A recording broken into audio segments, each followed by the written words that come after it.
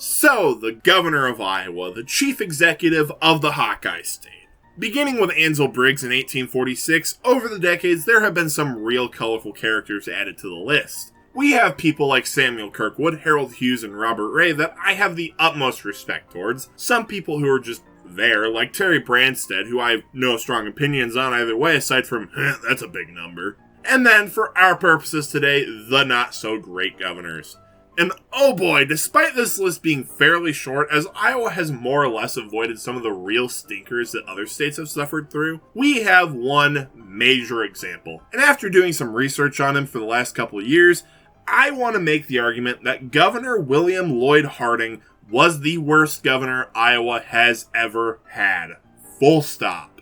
Born in 1877 in the small town of Sibley, Harding would obtain his law degree from the University of South Dakota in 1901 and enter into the Iowa House as a Republican a few years later in 1906.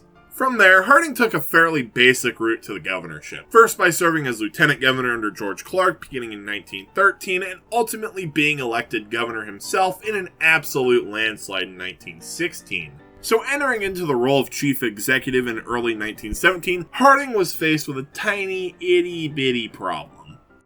A World War I-sized problem, actually. Yeah, good luck with that.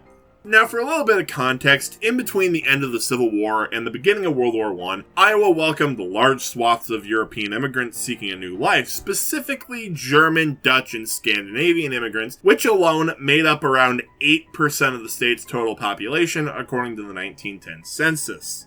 This led to numerous cultural enclaves being established, which we can still see remnants of today, such as with the cities of Elkhorn, Pella, or the Amana colonies. Okay, but how does this tie into Harding, I hear you ask? Well, during World War I, a wave of anti-German sentiment washed over the country for, well, pretty obvious reasons, which led to many stupid things such as the renaming of sauerkraut to Liberty Cabbage, though these sentiments eventually evolved into more violent forms, such as tarring and feathering Germans and even a couple lynchings, which is truly despicable behavior. However, Harding took a look at these anti-German sentiments and said, "Hold my beer," as he proceeded to stamp out civil liberties for a large amount of Iowans by issuing the infamous Babel Proclamation in May of 1918. In this executive order, Harding outlawed the use of any non-English language in public, which not only outlawed the speaking of foreign languages, but it also killed off many non-English newspapers, church services, and school programs from the previously mentioned immigrant enclaves. Obviously, the Babel Proclamation was met with significant public backlash, and not only from groups within the state such as the Des Moines Register, who, as far as I can tell, already hated Harding's guts, but national organizations also joined in, with the president of the American Jewish Committee writing, quote, "I cannot conceive the possibility that people of any state could be guilty of such an absurdity." Though the response to the proclamation wasn't wholly negative. Prominent people such as former President Theodore Roosevelt gave it their full endorsement, and overall, the suppression of the German population wasn't that controversial because... Anyway, at the end of the day, the heat finally got to Harding, and he would rescind the Babel Proclamation that December. And although this situation alone would have put him towards the top of the worst politicians come out of Iowa list, he continued to try and get himself to that number 2 status by almost getting himself impeached. But not before narrowly winning re-election in late 1918. Well, Senator Oliver, you hit the nail on the head on that one. Though, before getting into another one of Harding's screw-ups, let's discuss one of the more positive things he accomplished while in office, just to be fair. And as far as I can tell, his only major positive accomplishment was the establishment of the state park system, which, alright, fair enough, the Ledges is a pretty cool place. Okay, enough about that. Time to talk about the pardon scandal.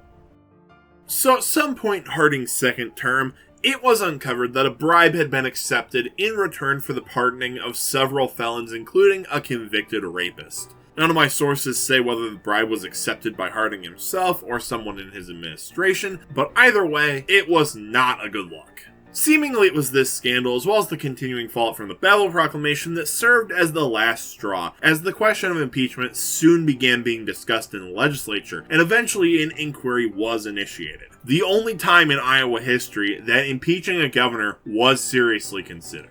Ultimately, the legislature decided against impeachment and instead censured the governor, somehow allowing Harding to get off scot-free. Though it was about this time that Harding began to realize how unpopular he was in the eyes of the legislature and the public, and finally decided to read the writing on the wall, deciding against running for re-election in 1920. So, in the end, Harding would leave office in disgrace in 1921 and die a little over a decade later in 1934. And yeah, between the ballot proclamation and the pardon scandal, I hope everyone can see why I'd say William L. Harding is by far the worst governor in Iowa history. Now, in reference to the ballot proclamation, I will concede that restrictions on civil liberties during a war was fairly normal at this point in American history. I mean, just look at the 1918 Sedition Act. But Harding's very specific way of doing it paints a picture of a man targeting groups of people he disliked as opposed to typical wartime restrictions, which is pretty scummy, might I say. And sadly enough, this wasn't the first nor the last time that an Iowa politician has attacked a particular group of people for no other reason besides that they just don't like them. So before I stop talking, can we all just agree, no matter your political affiliation, that taking away anyone's civil liberties or civil rights is just wrong? Yes? Cool? Glad we got that taken care of. Oh yeah, no, I don't need that anymore.